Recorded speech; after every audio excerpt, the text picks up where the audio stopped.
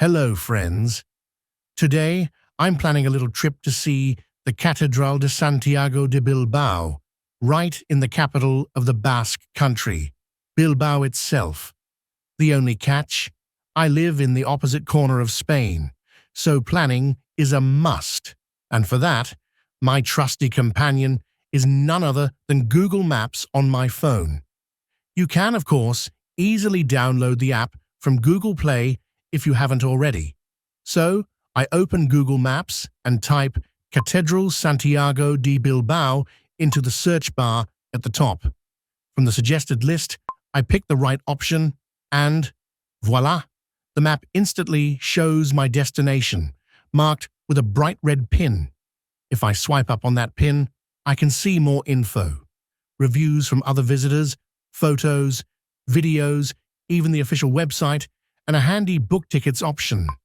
Next, I tap Directions, and, almost instantly, Google Maps offers several route options. Notice it also warns me about the possibility of heavy rain along the way. Very thoughtful.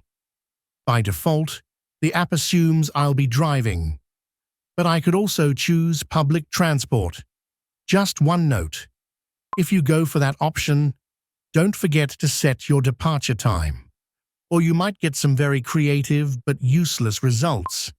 Of course, there's also the option to walk, but honestly, Bilbao is just a bit too far for a casual stroll.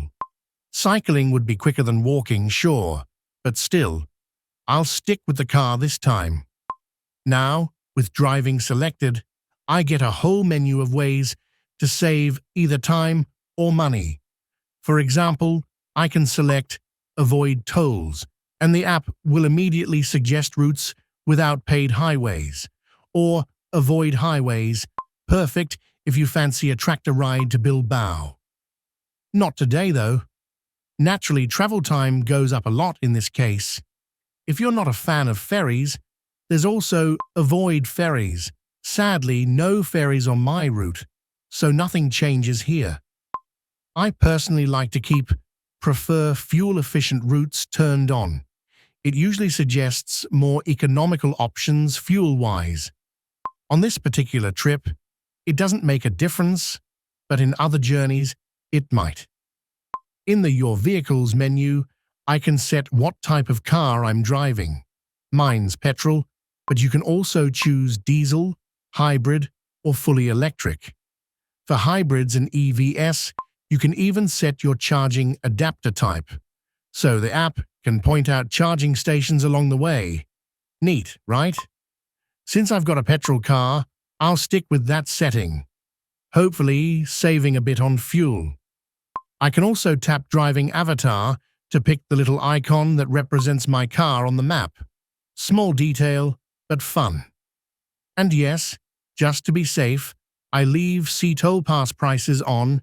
It never hurts. So, I've got two main route options. One goes through Madrid, which I've already visited. The other passes through Zaragoza, a city I've never seen. Perfect.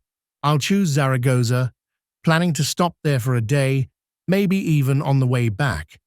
With add stops, I can insert breaks for food, fuel, or just stretching my legs. I can also share the route or save it in the app for later. And of course, scrolling down reveals a lot more details about the trip. Possibly too many details. But hey, they're there if you need them. Finally, all that's left is to press start and follow the voice instructions and on-screen directions from Google Maps.